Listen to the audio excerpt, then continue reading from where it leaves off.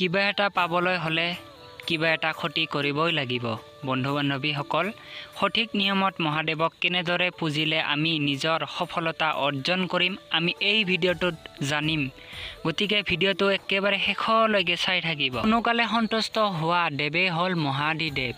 গতিকে মহাদিদেৱক আপোনালোকে কেনেদৰে পূজা পাতল কৰিব, একেবাৰে চিম্পল কথা যে আপোনালোকে মহাদেৱক এটা বেলপত্ৰ, তাত পানীত, যিখিনি পানীত আপোনালোকে মহাদেৱক গা ধুৱাব বা পূজা অৰ্চনা কৰিব, তাত আপোনালোকে এটা বেলপত্ৰ লওক। কিন্তু এটা কথা ধ্যান ৰাখিব যে বেলপত্ৰটোত কোনো অশূন্য থাকিব নালাগে। মানে বেলপত্ৰটো কোনো চিঙা ভাঙা বা এটা পাত আনটো পাতৰ লগত অমিল সেনেকুৱা হ'ব নালাগিব। সম্পূৰ্ণ সঠিক একেবাৰে 3টা পাত সমান থাকিব লাগিব।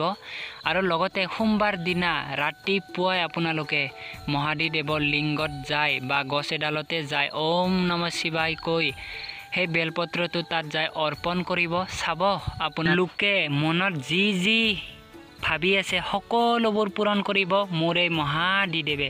ওম নমঃ শিৱায়, ওম নমঃ শিৱায়।